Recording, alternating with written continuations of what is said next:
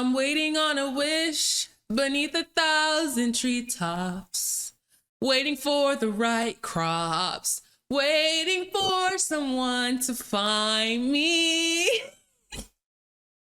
Hey guys, please ignore the mess in the back. This place is undergoing some minor renovations. I'm trying to finally decorate it and put it together so that it actually looks cute. So sorry for the mess. This is not the video I was expecting to make today, but this morning I went to go watch the new live action Snow White and I have a lot of thoughts, so I wanted to come on here and kind of yap and discuss with you guys and hear some of your opinions as well. I'm curious as to what everybody thought of the movie. This is a movie I've been curious about for a while, but I didn't really want to go see it because I didn't want to contribute to the box office earnings for this movie because I don't want Disney using my money to fund more of these live action adaptations. Girl, we're tired. Make something new, please.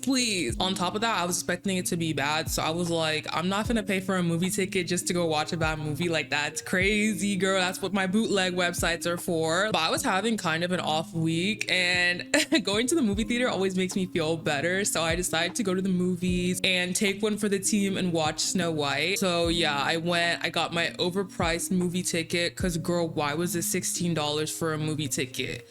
We're literally living in such dark times. But yeah, I'm actually really glad I went because the movie actually wasn't that bad. I was fully expecting to come home and literally call up my family being like, y'all, that movie was actual garbage, but why did I actually have fun in the theaters watching this? Wait.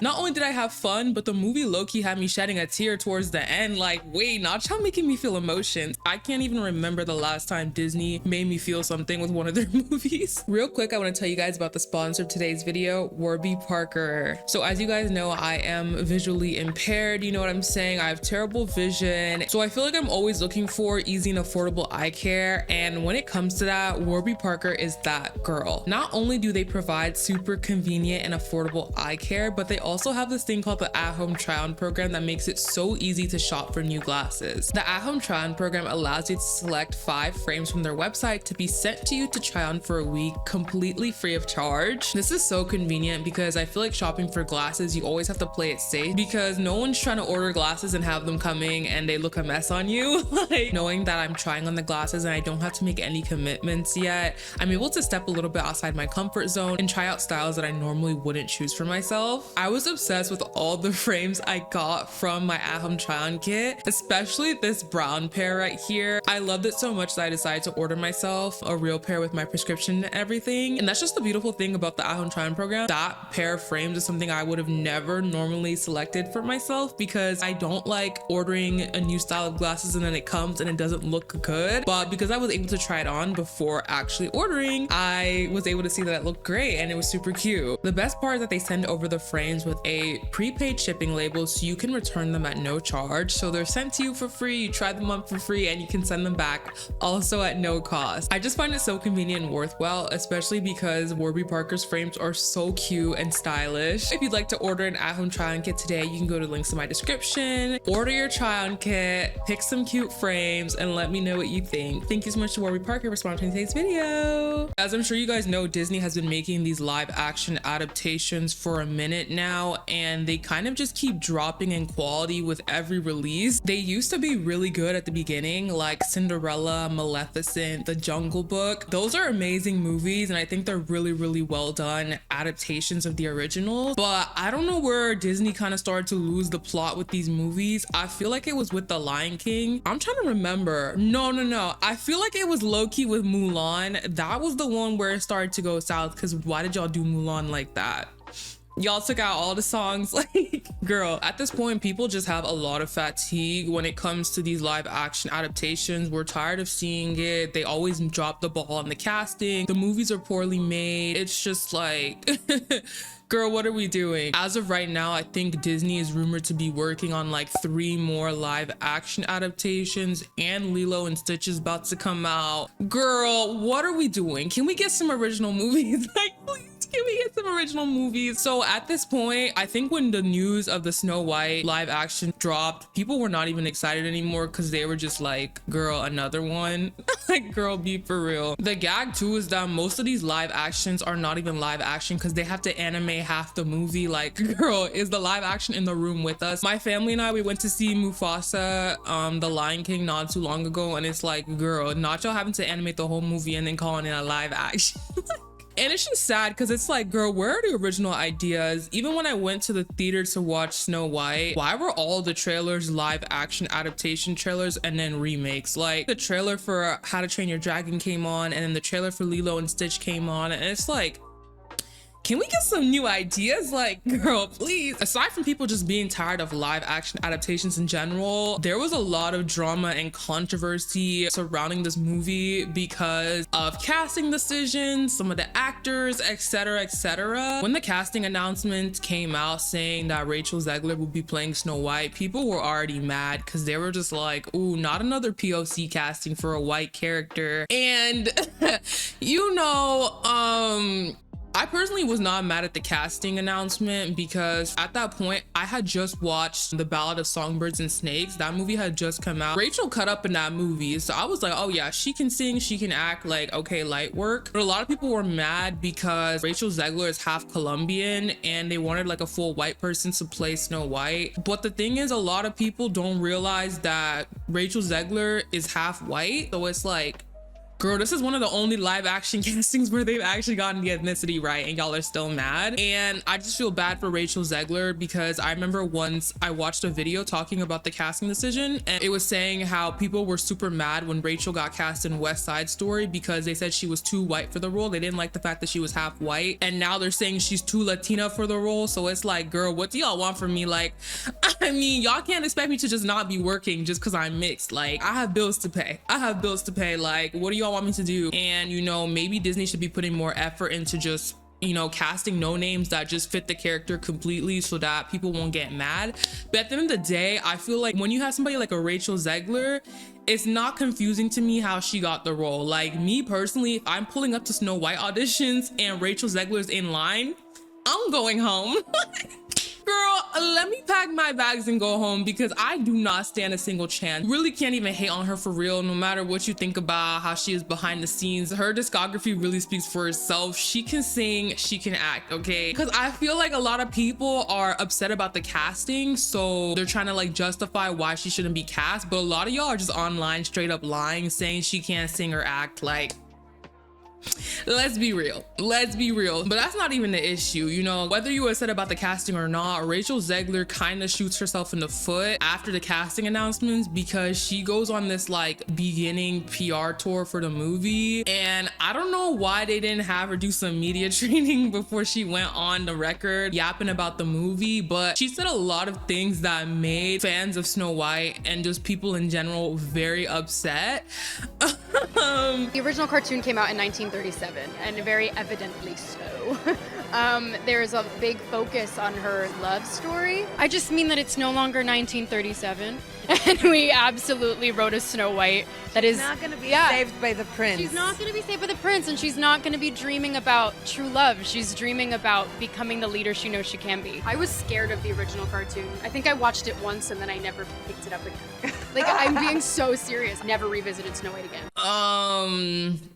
Yeah, yikes.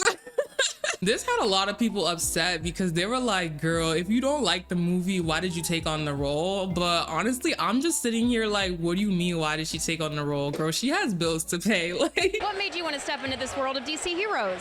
I needed a job.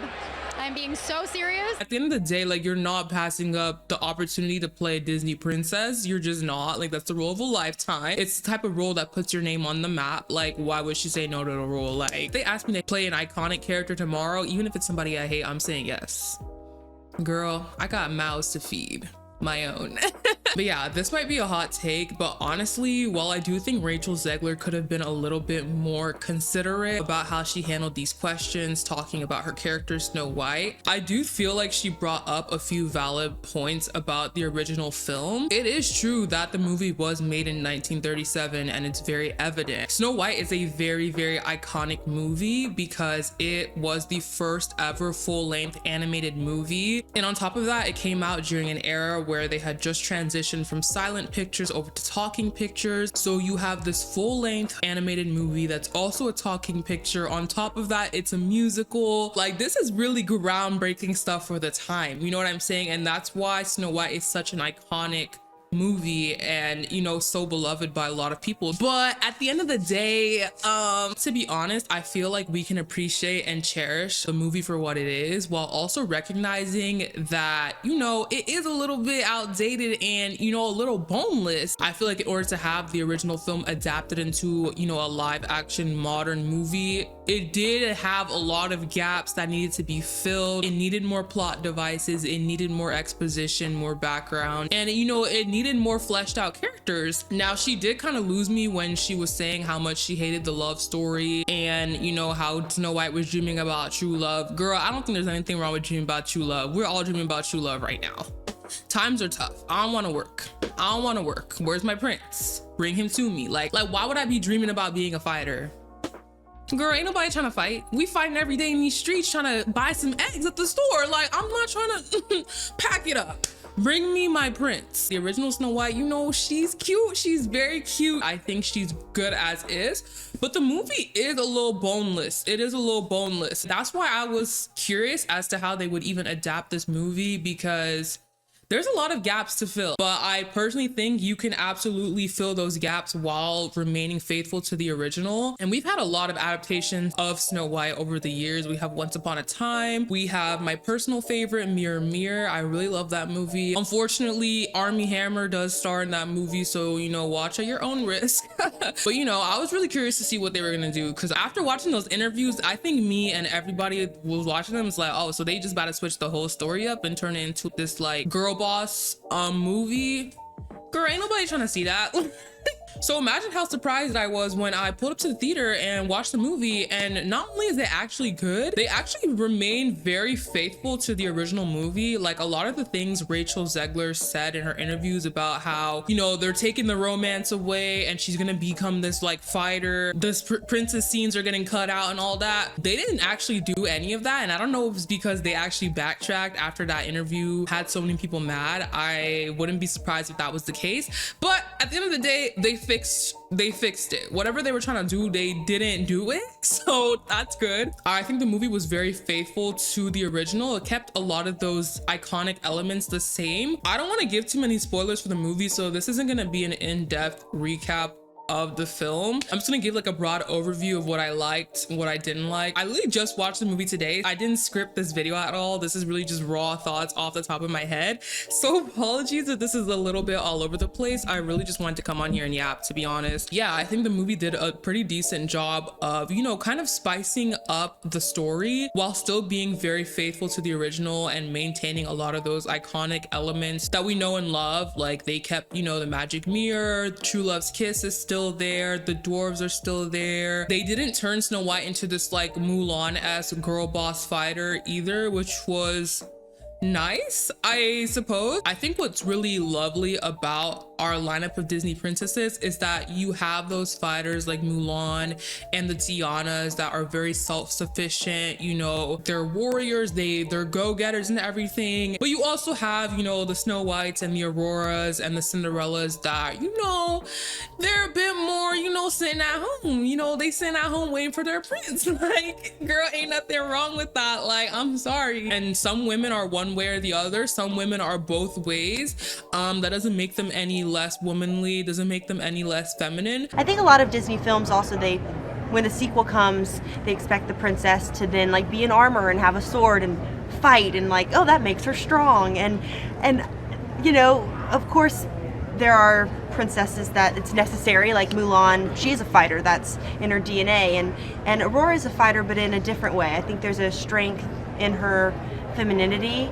and softness, and there's nothing wrong with her wanting to be a mother and be married, and there's a beauty in that, and that is still strong. So it's nice to represent that, kind of woman. That nuance in the lineup of princesses is very beloved. So I'm really glad they didn't go through with whatever the hell Rachel was yapping about on the media and turning Snow White into like this random fighter girl boss that she's not. Like, she's just not that. So the movie opens with an introduction to Snow White and her parents through this like ensemble song, and already I'm kind of just like, girl, surely this isn't the type of music y'all removed all the original songs for. Like, I need somebody to be for real. Like, why do they keep doing that? They did that with Mulan too, and it's like, the songs are not bad. They're not bad songs, so why do y'all keep taking everything out the movie? Like, it's very annoying. But yeah, they introduce us to Snow White and her parents through this song, and the song is basically about Snow White's parents teaching her to lead through kindness and fairness and, being loving and, putting her people first. Those are kind of the values that are instilled to Snow White from a very young age. Now, unfortunately, mom, she's dead. She's dead, and just her and her dad now until he meets, the evil queen and they get married. They kind of tried to rebrand in this movie what Fairest of Them All meant. So, in the original, it kind of had more of an emphasis on looks. No shade to y'all who, the face ain't given. Sorry, this isn't for you. In the original, Fairest of Them All really meant whose face card is on 10, who's the prettiest in the kingdom. Like, in this movie, the meaning they give to Fairest of Them All is more like genuinely who's the fairest of them all, who's the kindest to their people, the most true. The evil queen, she misunderstands what this means, and she still thinks Fairest of Them All means whose face card is on 10. So she's over there tripping. She's asking a magic mirror, like, babes, who's the fairest of them all? Like, who's the fairest of them all? Magic mirror is literally just sitting around like, girl, I don't get paid enough for you to ask me the same damn question every day. It's you, damn, like, it's you. The evil queen, she has Snow White's father killed, but nobody knows, so she can take over the kingdom. And basically years later, the kingdom is literally like struggling. All the villagers and people are starving because the queen is basically keeping all the riches and food for herself. And it's like, damn, girl, you can't spare a piece of bread? Like, girl, what is giving us some cheese gonna do? Like, it's not gonna harm you in any way. But yeah, the queen is just like, nobody's getting anything. Nobody's getting no scraps, not a dollar from me. I do not care. At this point, I'm sitting here like, so y'all's queen is literally out here starving y'all on purpose, and nobody has tried to overthrow the government yet? Like, like, girl, somebody needs to make it make sense. So for some reason, the people are just all accepting to live in struggle, not overthrowing the queen. And I guess they don't know that she had the father killed. Like, nobody knows that. So they're just accepting that she's the ruler. Okay, sure. Snow White herself, the queen makes her become a maid in her own kingdom, and I'm just like, Snow White, how you gonna let her do that to you? Like, the only one who actually has royal blood here is you, and you just gonna let the queen turn you into a maid in your own house?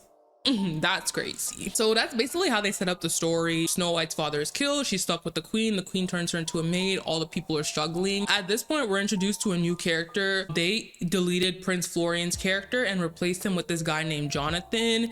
And honestly, who cares? Like, be for real. When you think of your top 3 Disney princes, Prince Florian is not on that list. Like, he's not anywhere near the top 3. So I don't think anybody's really upset that he's not in this movie, but they replace him with this character named Jonathan, who is this like Robin Hood / Aladdin dupe. And it's like, damn, y'all couldn't at least keep the prince part? Like, not y'all giving me a broke Dusty who's homeless to be my new love interest. Like, that's crazy. But yeah, Jonathan is basically what this movie calls a bandit, who are like the thieves of the kingdom. They steal things, mainly food, and everybody thinks the bandits are like these horrible people that just steal for the sake of stealing, but obviously they're just stealing because they're fucking hungry and they want some food. So the movie kind of has this social commentary that I feel like kind of alludes to like like, you know, the ghettos we have in the real society, where it's just like, are the people criminals just because they're bad people, or are they committing crimes because, you know, the system has forced them to have to commit these crimes to survive and literally eat? Like, so it was actually really interesting that they included that, and I like that element of the storyline. Jonathan and Snow White have a really cute romance, which I liked. So if you're somebody who didn't want to watch the movie because Rachel Zegler had you thinking that they were gonna remove all the romance, the true love's kiss and all that, I'm here to tell you that you don't have to worry. All of that is still in the movie, so don't be afraid to go and watch it. What I want to talk about is the real crime of this movie, which to me was Gal Gadot. A lot of people were, you know, crashing out over Rachel Zegler being cast as Snow White. In my opinion, y'all weren't mad enough about Gal Gadot's casting for me. First of all, when they announced Gal Gadot would be playing the evil queen, I already had my suspicions, because Gal Gadot is not somebody who's known for her acting. You know what I'm saying? Some people's face cards carry their careers, and that's okay. That's okay as long as you stay in your lane. I always say that it takes a better actor to play a villain than it does to play a hero. I mean, this is just objectively true. Playing a villain, you have to deliver so much emotion with every line, and you literally have to play a character that most of the time is the complete opposite of who you are. You have to, you know, embody traits of like meanness and evil and disgust and jealousy. That's really hard to do. And when you have to deliver every line, you know, with a hint of jealousy and a hint of meanness, girl, that takes a good actor. So when they say that Gal Gadot is playing the evil queen, I'm already side-eyeing, because girl, sis cannot act to save her life. I think it's time for Snow White and I to have a little talk.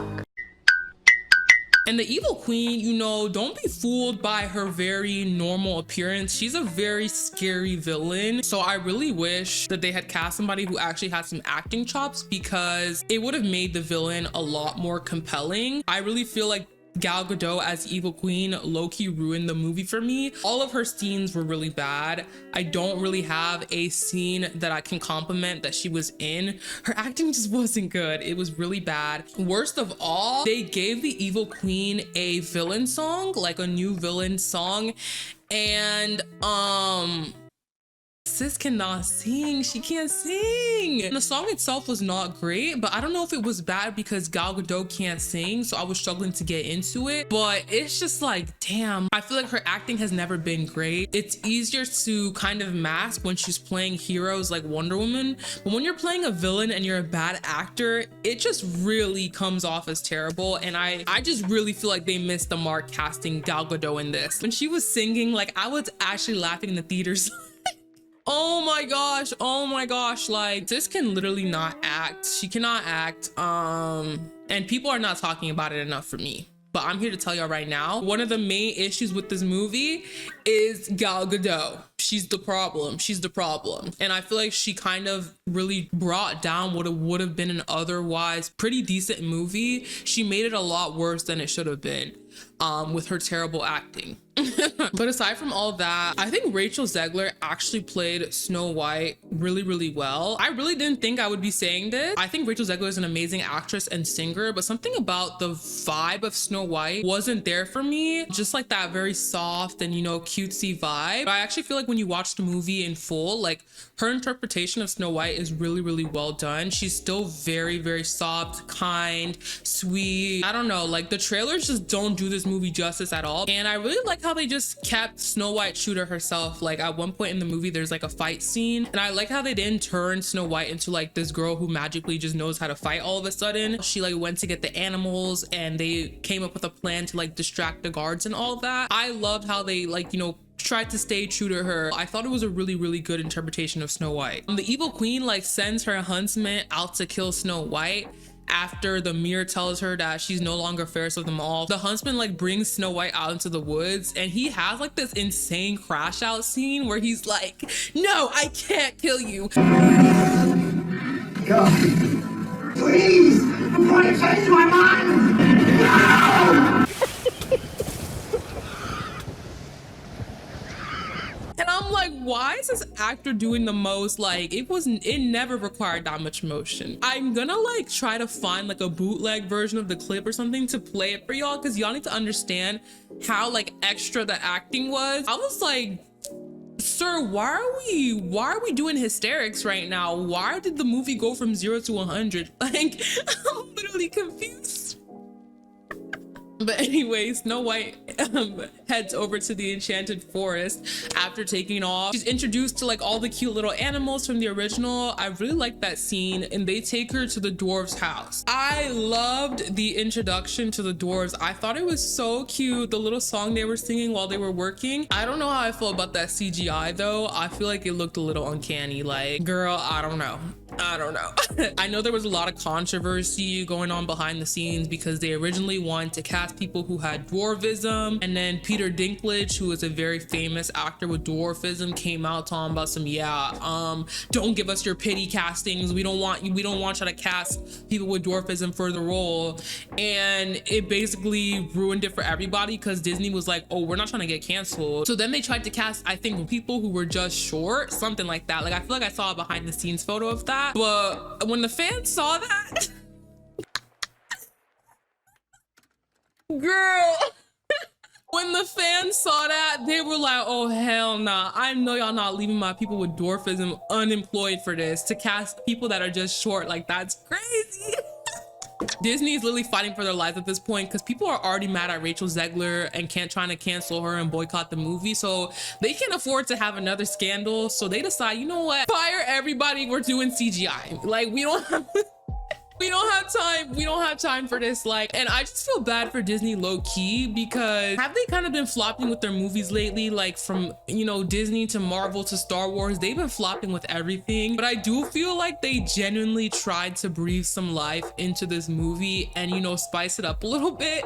But it was just like one problem after another. They were really just fighting for their lives in the studio trying to figure out, like, I be roasting these movies, but I really have a lot of respect for filmmakers because, girl, I couldn't do it. Like, the scrutiny alone would have me quitting my job. But yeah, I thought the introduction to the dwarves was so cute. Dopey was so adorable, and he has this little storyline with Snow White that I thought was really cute. They did the Whistle While You Work number, which I thought was so cute. Easily the best song of the movie. I thought it was so cute. And that reminds me of something I didn't talk about. One thing I didn't really love is that, like, literally like 5 minutes into the movie, Rachel Zegler is already singing her power ballad. And I'm just like, girl, we low-key didn't earn this yet. I will say that I really liked Waiting on a Wish a lot more in the context of the movie because hearing it in all the promos, I kind of felt like, girl, this song is not giving and it doesn't match the vibe of Snow White at all. In the movie, it kind of worked. I just do feel like it was a little bit too powerful towards the end for how far we were in the movie, if that makes sense. I wish that she would have sung a softer version at the beginning and then done like the powerful part as a reprise later in the movie. And there was a reprise, but it just wasn't powerful. So I don't even know what the point, like, anyways.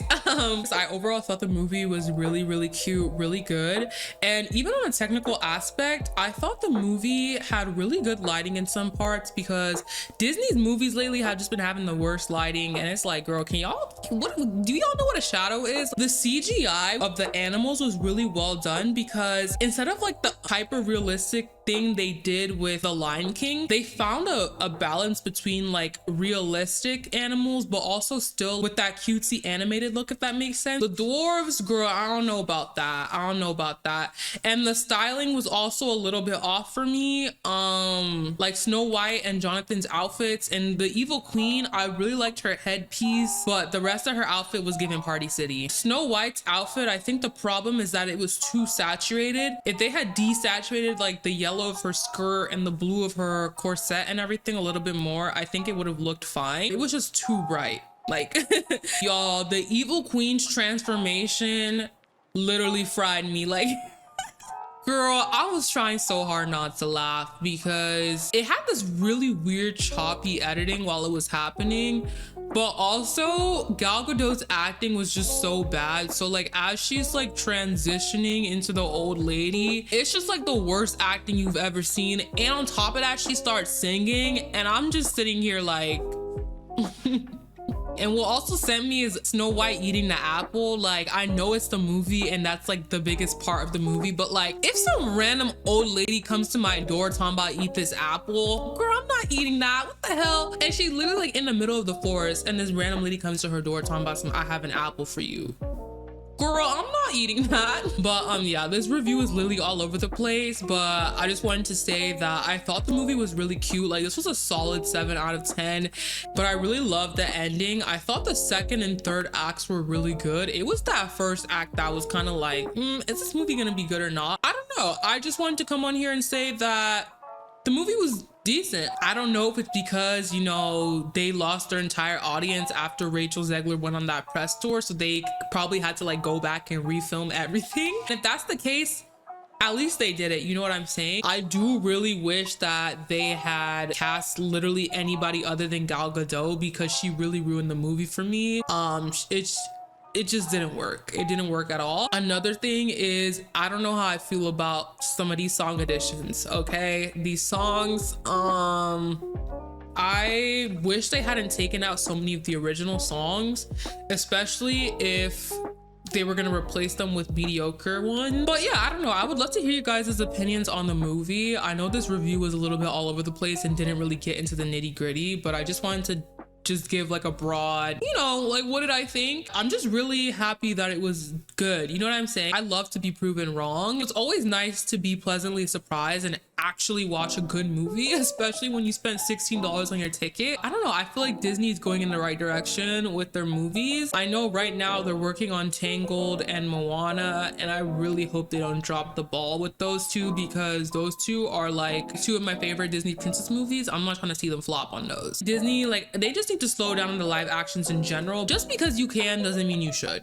You know what I'm saying? Not everything needs a live action. Disney, we missed the original ideas. Please bring them back. I would love to see a new princess. Like, can we get something new, please? Please, we're waiting. And like, I'm literally Black. I'm not trying to see a live action Princess and the Frog.